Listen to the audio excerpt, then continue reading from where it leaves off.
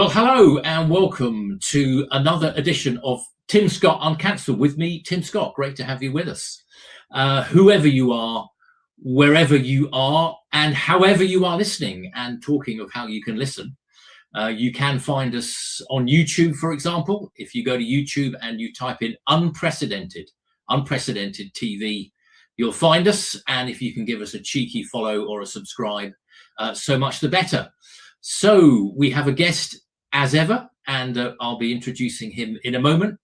It's Alan Cook, a friend of the show and a Reform councillor for Bromley in South East London. And great to have him back on the show. And he is somebody who knows Nigel Farage quite well. So we do have a Reform story coming up. And as ever, we look inside the papers. We go behind the front pages. We go out and we buy the newspapers so you don't have to. We go past the front pages, which you normally get on the evening TV shows for the next day. And we look at the stories behind and beyond the front pages. And we always try and end with a slightly humorous and a light-hearted one. And we've got that again today. So the stories and our guest coming up in a minute. And folks, what times we are living in, what a day, what a week we've had. I was at a meeting on Tuesday evening with Andrew Rosendale, the latest recruit from the Tories to Reform. Very interesting to hear what he had to say. But we are politically independent here. We don't necessarily sway one way or the other. Where I live here, we have a very good Conservative MP, Joy Morrissey, for example. So talking of politics, we're often told that politics are won from the so-called centre ground, the middle of the road. Well, you can get run down by the traffic coming in both directions, but at least you have a choice of gutters. And business as usual, we're told, is the way to win elections. Where has business as usual got us? It's got us in the mess we're in now. Whether you believe Britain is broken, that B word, whether you believe it's broken or not, we're certainly a country that has serious problems despite so much going for us. And I much prefer the phrase common ground to centre ground. And there's a new common ground emerging in British politics, a new consensus emerging in British politics. That immigration, for example, immigration's been too high, taxes are too high, we're over-regulated, we need to boost our defences, and that our national identity and culture has been changing too fast and too radically. This is the new common ground, I think, of British politics, which political parties, whoever they are, would be well advised to lean into, in my view. But enough from me. It's time for our news stories. We've got some great ones for you today. And so let's welcome our guest, a friend of the show, Alan Cook, Reform councillor. Alan, great to have you back on the show. Welcome back. Thank you for having me, Tim. It's good to be back on the show. Okay, thank you. And what have you been up to lately? Anything worth sort of commenting on? You're an active kind of guy. What have you been up to? Yeah, well, I'm actually the chair of the Bromley branch, so oh, good. Yeah, there's quite a lot going on within the party. You know, we're still riding high in the polls. I think we've led the last 200 polls. So activity-wise, the party's never been busier, and very much locally as well. We had a branch meeting this week, and a good 70, nearly 80 people came along to that.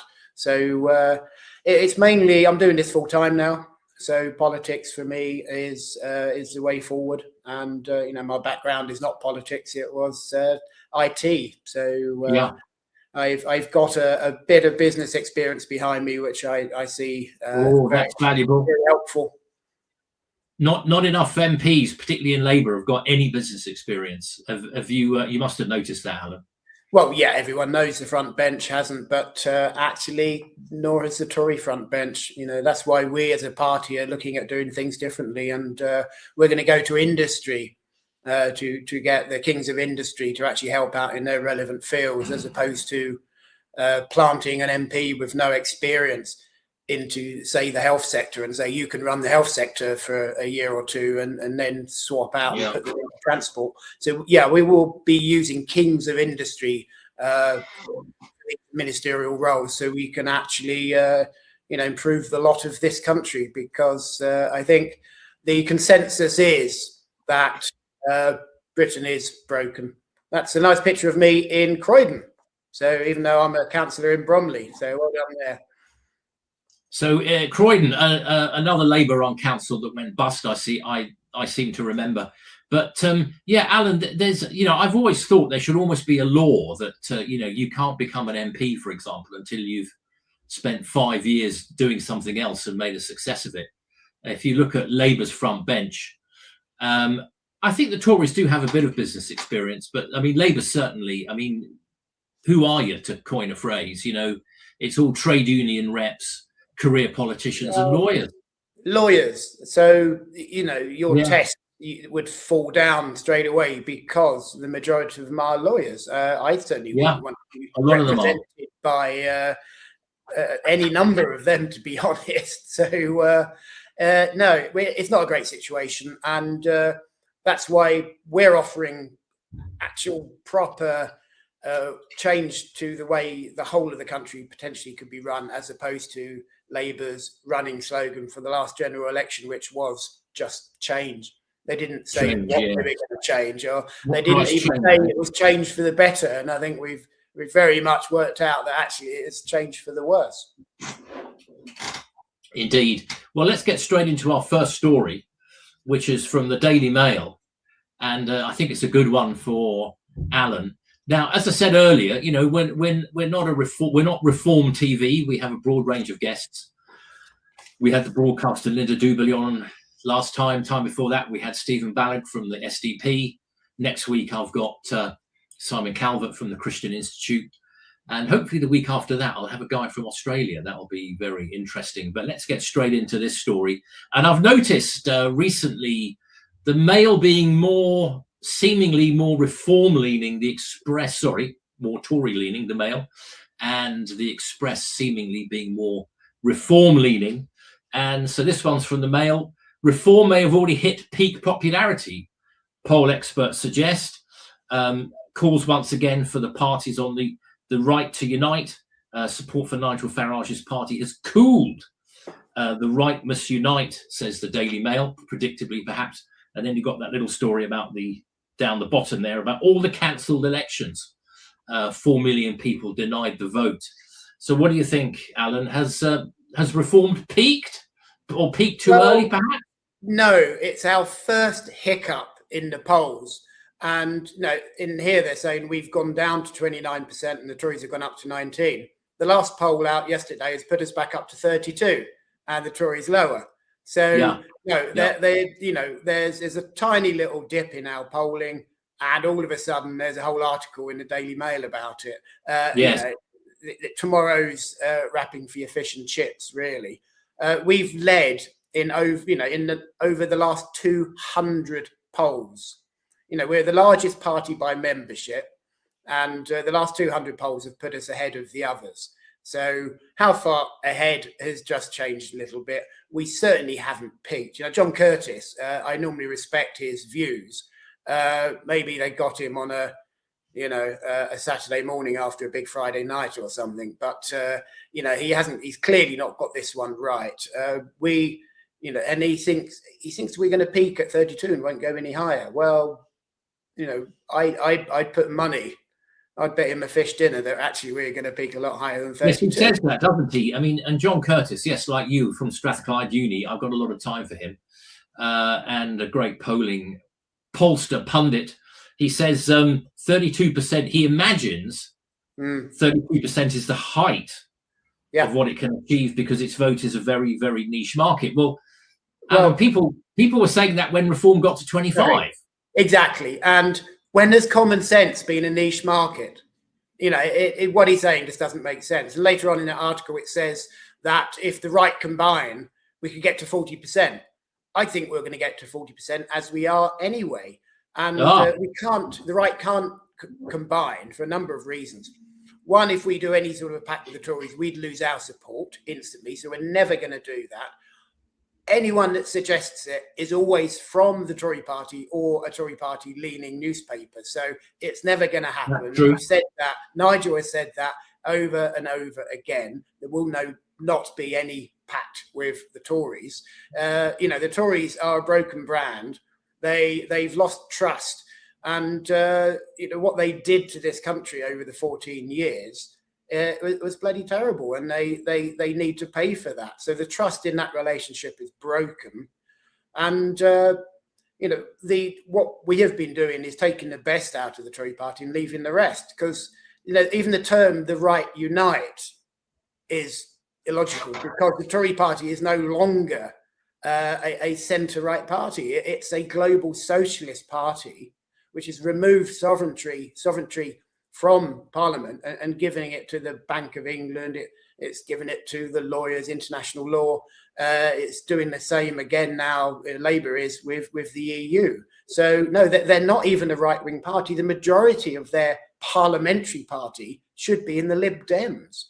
Yes, Nigel has suggested. Does not make sense. It doesn't ring true. So it's a shame. I normally respect John Curtis. Yes. Interesting comments there, Alan. I think it's certainly true.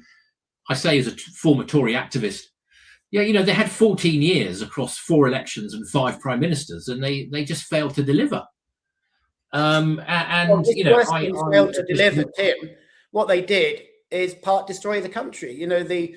We've seen the highest tax since the war, the tax burden for working people, the highest levels of people taking benefits, and this is what Labour inherited. So of course it's going to get worse, because the Tories have done what the Labour Party normally do, and they just haven't operated as a Thatcherite party, as a small c Conservative party. They've been global socialists. So it's all very predictable.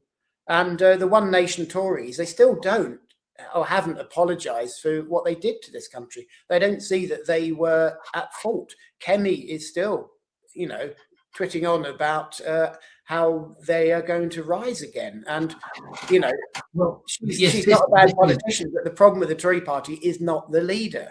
So, they've lost Jenrick, which was their only plan B. So now they don't have any plan B at all. And they might as well, you say the right unite. I think the Tories should unite with the Lib Dems. They'd have a great chance. They've done it once before. So you never know. This was part of the frustration that I know Jenrick and Andrew Rosendale had. That I feel, Alan. I think even if the Tories were to win again, they talk. Andrew said this Andrew Rosendale said this on Tuesday evening. The Tories, they talk a good game in opposition, but then they get into government and they go all soggy. And I raised with him on Tuesday just a list of things that the Tories started or that they introduced: a smoking ban, high migration asylum hotels, non-crime hate incidents, net zero by 2050, loads more quangos, a football regulator, the Chagos Islands deal. I mean, I could go on. There's a list. There it is. It's in there. A list of things that the Tories. It's terrible what they've done to this country. They should not be given another chance to actually govern this country at all. I've been dealing with Andrew Rosendale with regards to the Chagos Islands. I was in the comments recently, and Richard Tice as well. And we're still battling away hard to try and stop that deal. And I was talking to Robert Jenrick in the GB News studio. Sorry, shouldn't mention another TV channel. The night before, I'm on it sometimes. The night before the leadership election, and I said to him, Robert, you're saying all of the right things. However, they're going to fall on deaf ears with your party, and even if you do win, they won't let you actually do what it is you want to do. So I'm glad he's come over to us, because the rhetoric he is saying, we will actually ensure that it happens. We will close the borders. We will deport the people that shouldn't be here. Yeah, good. Okay, Alan, thanks for your. We must move on. Thank you for your views on that. And I think, yes, I think both Rosendale and Jenrick are a good catch for you guys in reform. Okay, let's go on to our next story. This is from The Guardian, just to assure you that we do look at a range of newspapers, and actually we've got a couple of clips here which are linked, so one from The Guardian and one from The Express. Asylum seekers moved into ex-army base amid protests. I mean, look at the picture there. I mean, you know, people are being red pilled. You know, people are being radicalized by the truth, by events and what's going on. The first group of asylum seekers has been moved into a former military camp in East Sussex, the Home Office has said. Crowborough training camp received 27 men in the early hours of yesterday morning. Apparently they were brought in at 3:30 at dead of night. The number will be scaled up. It's one of two camps identified by ministers. I believe the other one is up near Inverness in Scotland. Mind you, the SNP are always telling us how much they want to welcome migrants. The other being in Inverness. Using language that reflects the Home Secretary's hardline stance, says The Guardian. Mahmood says that the move was part of a plan to transfer people from hotels into large-scale accommodation. And then if we, before we get Alan's comments, let's just get the next clip. This is from The Express. Mahmood barracks just the start for migrant sites. Are you going to have any of these near you, Alan, down in Bromley? No, thank God, and not even HMOs. So we're lucky in that respect, because, you know, I have two young daughters. I would fear for their safety, which I think is the main concern for a lot of the people who are out campaigning in Epping and here and other places up and down the country. Yeah, so yes, it says here, Shabana Mahmood vowed to open site after site to house migrants, despite outrage as the first asylum seekers moved into an army training camp yesterday. There's a picture of quite a nice bedroom there, a couple of twin, at least they're putting two to a room. They haven't all got their own room, which of course makes it more expensive. 27 who arrived in the UK on small boats arrived by bus at 3:30 following months of local protests. And Shabana Mahmood vowed to ram through more migrant accommodation on large sites as the government closes asylum hotels. Well, it's all very well saying, you know, we need to close asylum hotels. And by the way, I do think we should take some people on a purely refugee basis, but not like this. We need to take people, in my view, we need to take people legally. We need to take them direct from the region. We should take them in family groups so that they've got each other's support. They've got a support network. And at the moment, we're getting 85% young single men coming across the channel in dinghies. Many of them, of course, are economic migrants. Some of them, yes, fleeing difficult parts of the world. And if we take people properly, if we can vet them first when they get here, we can say to them, not only are you allowed to work, you are required to work. That's what I think we should do. We can and we should take some people. I'd let Parliament decide how many we take. But Alan, this system is completely chaotic. It's grossly expensive and it's hugely open to abuse, isn't it? Well, this is not getting tough, is it? This is just trying to cut the taxpayers' bill for looking after these illegal immigrants. It's not getting tough on it at all. Getting tough would to be actually to detain them, not let them roam around, and then deport them. Detain, deport. The best thing to do is don't let them come here.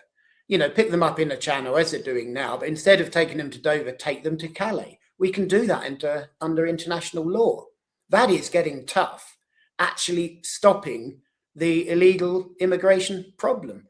You know, this is, you know, you're saying, oh, we can't stop taking asylum seekers. No, of course we shouldn't. True asylum seekers, we've always welcomed, and we will continue, even under a reform government, we will continue to accept true asylum seekers. What we'll get rid of is the illegal immigrants and also the economic migrants. It's quite simple, it's common sense, and it's humane. You know, I think anyone can wander to any English embassy anywhere in the world and say, please, can I claim asylum? You know, so they don't have to come here illegally. I think, actually, you know, when you have the people of the country taking the government to court, you know something is broken. Yeah. And over and over again, local villages and towns are uniting and taking the government to court. The government has got it wrong. The government is not looking after the citizens of this country. It is not putting them first, and that has to change. And it will change under us, but it certainly won't. Didn't change under the Tories. It got worse under the Tories. The immigration levels we've never seen before under the Tories. Yes, unprecedented numbers. Yeah. So it's not going to get any better under Labour. They made that clear. They're going to try and spend less on them when they get here. But I think we should have something a little bit more radical when they're potentially bringing 500 undocumented males into Crowborough. I have a friend who lives down there, so they're worried as well. Yeah. I think we should put the government on notice. In English law, we do have something called corporate manslaughter. So if through negligence someone is killed at work, the bosses can be taken to court. And why don't we do that with the government? So if the Home Secretary is happy to dump 500 undocumented males who are from a different culture, who treat women differently, if she is happy to dump them on a small village, I think if there's a single sexual attack, a single rape, a killing, a mugging, an attack of any description, I think her and all of her cronies and her minions and the people behind doing this should be prosecuted. Because it's going to happen. It's going to happen. But they don't seem to care. They just inflict this on the people, the citizens of this country, and don't seem to care about it. We need to get tough. We need to start prosecuting them. People should certainly take whatever reasonable legal resources are open to them. Epping tried, of course, it got knocked back. I think another thing that's going to run on this issue, Alan, is they're using former army camps, but we've had nearly 200,000 young single men, mostly young single men, 85% young single men, come across the Channel. These are just the people that we know about. We've had many others who are not here legally. They've overstayed their visa. They've come in the back of a lorry, that kind of thing. And I know Rupert Lowe's been going on about the numbers of people in the country. How many people are in the country? We need to find out. I think it's at least several million more than we're being told. That the true population, based on the amount of water being used. I know Thames Water recently came out and said that they reckoned that there was a lot more people. I should look up the exact figures, but it was substantial. The amount of water being used in their area is way above what the official population is supposed to be. I think an issue that will also run is that accommodation that really should be going to local people who've been on the housing list, sometimes for years and years, will be going to migrants who've come across the Channel, Alan. And I think that's just going to feed into a great feeling of unfairness on this issue. Oh, 100%. It just goes back to successive governments are not putting the UK citizen first, and they should do. The numbers of registered mobile phones in this country is higher than the adult population. And, so there's so many metrics that they can use to try and actually estimate the number of people in the country. And it's a lot higher than the official figures. And we need to start deporting, and it won't happen until we have a change of government. There's problems in culture because a lot of you said 200,000 is the number of people who come here illegally. The majority of them are from a different culture, so they're not assimilating, they're not blending in, they're not living by our laws. So we do need to do something drastic about it, and quite quickly. There's more people who come illegally than the size of our armed forces. So it is worrying. When 25,000 militia started marching on Moscow, Putin was worried. If we have 200,000 people here who we don't want here, and they find a leader and they get put together as a group, we're in trouble. Yes. Do you see it in? I mean, that's quite stark, Alan. Do you see it in those terms? Do you? Well, we are moving towards civil unrest, whichever way. Yeah, I would certainly have to agree with got you. it wrong. And, you know, we talk about two-tier care, but we are creating a two-tier society. And we are moving towards South Africa. The people are, you know, who can afford to will try and protect themselves. If you can afford it, you'll put your kids through private education. If you can afford it, you have private health insurance and you pay for your medicine that way. We have gated communities in Bromley. In Westminster, individual roads are paying for security because they can't trust the police anymore. You know, we're moving towards a broken society, and the trust between government and the people it's tenuous now. I can see. I think the T word in the city, but they possibly could be civil unrest quite soon. And the shame is, it's obvious. We can see it.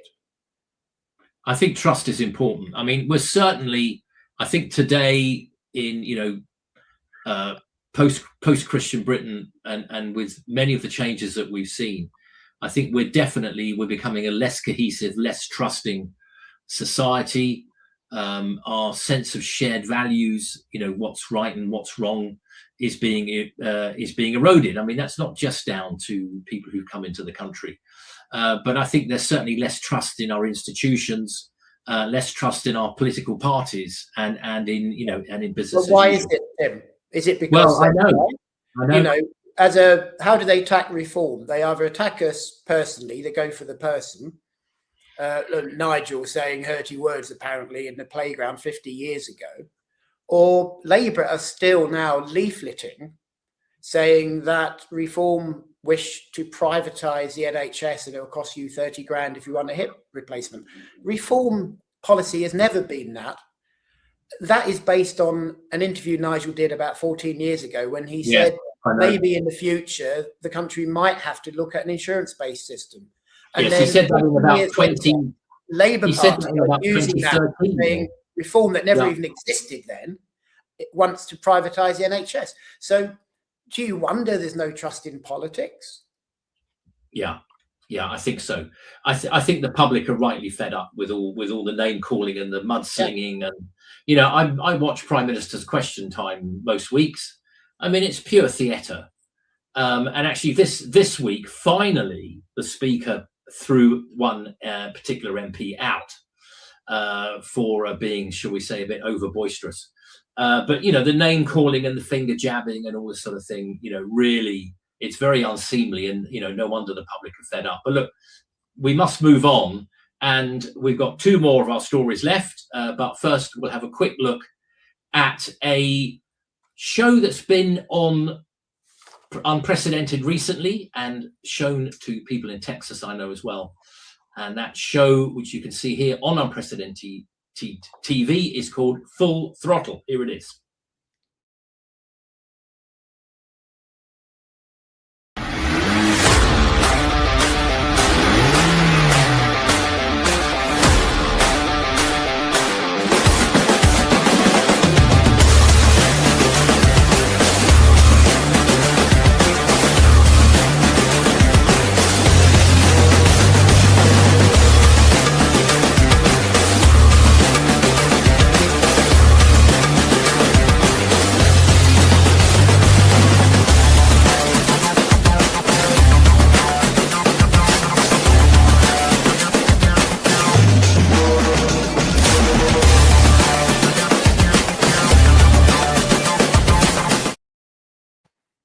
Okay, thank you, Studio. And that's one of the other shows that you can see on Unprecedented TV. And as I said at the beginning of the show, you can find us on YouTube and give us a cheeky subscribe, and then you'll get access to all the shows, including this one. Okay, so let's go on to our penultimate story. This is from the Mirror, and this is from this is a topical story that I think will run and run. And it's also very much in focus now because of the World Economic Forum in Davos and everything that's been going on there. Interestingly, Starmer not going, despite having said in an interview when asked, would you prefer Davos or Westminster? He says Westminster. Sorry, he said Davos, not Westminster. Okay, so we'll come back to that one, and let's go on with the stories that are on the screen at the moment. So, Alan, we've got a choice of three here. We've got Farage takes aim at UK's major banks. We've got Elon Musk talking about his latest launch, or we've got Brits have been pessimistic about the economy for a whole decade, which to me indicates how deeply embedded some of the dissatisfaction in our country is. Any of these appeal to you to take up? Well, the excuse me, Farage taking aim at the UK banks, that's old story. You know, we've been saying that for a long time now. It's completely a waste of money. We're just throwing billions down the drain. So it needs to stop. And, you know, we started this, we put it forward. We don't want to basically pay interest on the reserves from quantitative easing. No other country does it.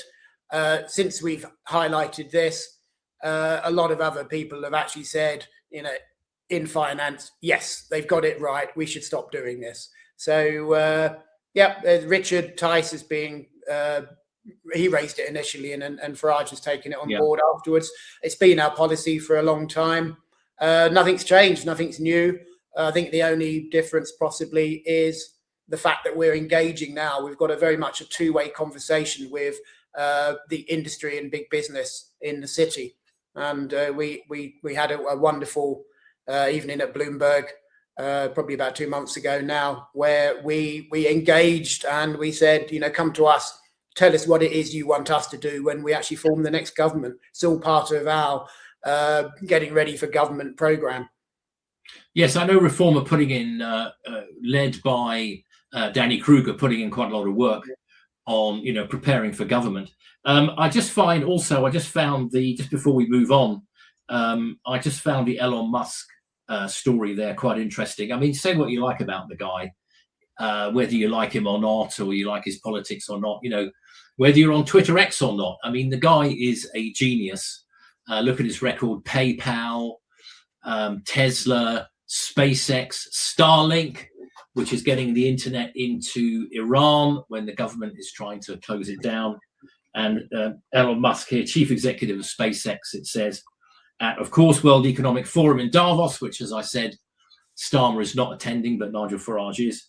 The company is exploring a potential listing in 2026, which promises to be a bumper year for floats on Wall Street. Let's hope that flotations on the UK stock market can do. It's at an all-time low. So I think I know.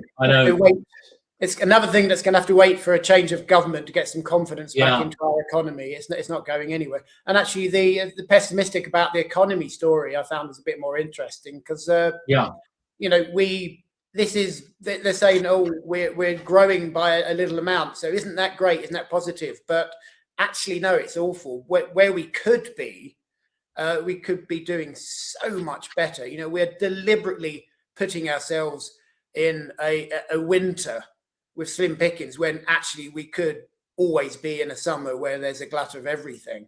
You know, the problem is we've had people who are sort of anti-Brexit when really we should be anti-net zero. So Brexit friendly, net zero hostile is where we need to be for business. And unfortunately, we've had two governments which have done it the wrong way round. Yes, Alan, it's interesting you mentioned winter. I think Britain at the moment, it feels a little bit like Narnia. What was it? Always winter, but never Christmas. You know, coming out the closet. Yes, exactly. Coming out the back of the wardrobe. Okay, so I think we've got that. We've got our next story ready now from the Mirror, and Russia must compromise in peace talks. We'll have that coming up in a minute. Here it is from the Mirror.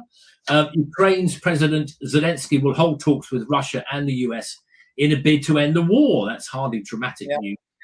But he warned Russian tyrant Putin that he must be ready to compromise to end the deadlock. Zelensky also lashed out at European leaders for failing to lead in defending his nation from Russia and being too slow and soft in responsible to the invasion of Ukraine. He told the World Economic Forum Europe should become a global force I don't know. I'm a little bit sceptical about that, Alan. Do you see Europe becoming a global force? I don't know. Well, no, we don't need to be outside of NATO. This is the EU looking in a power grab by the EU again. They want control of everything, and they want the EU army. So no, NATO has worked well for us. The US puts in a damn sight more than pretty much everyone else put together. I think we're lucky to be in NATO, and Trump's done a great thing by getting the spending in NATO up by the people that weren't doing it. How many separate defense things do we need? The EU, as far as I'm concerned, doesn't need to exist. The countries can actually all trade together without this unelected body siphoning off money at every opportunity to try and control and do things. I said a long time ago that with the Ukraine-Russian deal, I think the way out of this, to actually find peace there, they may have to look at a sort of a 99-year lease, a bit like Hong Kong. And it sort of pacifies people. In some ways, it kicks the can down the road, and you get the peace. But then, politically, you can fight for the future of the country later on. But this time without guns. So I think there is a way out. But I think there might be at least, and again, trust in politics. The Tory party is saying that reform are Putin appeasers, and in fact Nigel said something about Putin as a leader before he invaded Ukraine the first time round, and after Nigel said that, Putin came and visited the Queen, so and then he invaded Crimea afterwards. So but the Tories still rattle on. We had a Tory MP in my children's school this week telling the school children, the impressionable school children, that reform is in bed with Putin because Nigel said this positive thing about him again many, many, many years ago. Well, again, it was about anyone, He said it about. It's another comment he made about 10 or 12 years ago. Yeah, exactly. Was it a couple of weeks ago? He said Putin is a monster. But no, they don't use that. They don't report that. No. They say what you said 2 weeks ago. Let's look at what you said 10 years ago. Yes. And so we've got a Tory MP going into a school, talking to impressionable young girls, telling them that the Reform Party is in bed with Russia because their leader admires their, and say, it's just ridiculous. So, this is where we are, unfortunately. We need a little bit of truth and trust back into UK politics. Yeah, we do. We do indeed, whoever you support. Okay, Alan, let's get our final story. And we always try and make it a slightly sort of humorous or light-hearted one. The Sun is often a trusty supplier of said stories. So this is from the Sun. Size Maximus. For those about to pie, we salute you. Gladiators were really quite fat. Roman gladiators were not at all ripped and muscly like the Hollywood heartthrobs who play them, but were actually quite fat, a historian has revealed. Dr. Harry Sidebottom says Colosseum fighters, who some believed hailed emperors before they fought to the death, saying, for those who are about to die, we salute you. They would try to pile on the pounds to protect their bodies. And you've got Russell Crowe on the left, looking like, what is it? My name is Maximus Decimus Meridius, leader of the Felix Legions, what was it? Husband to a murdered wife and all this sort of good stuff. And then more like this on the right.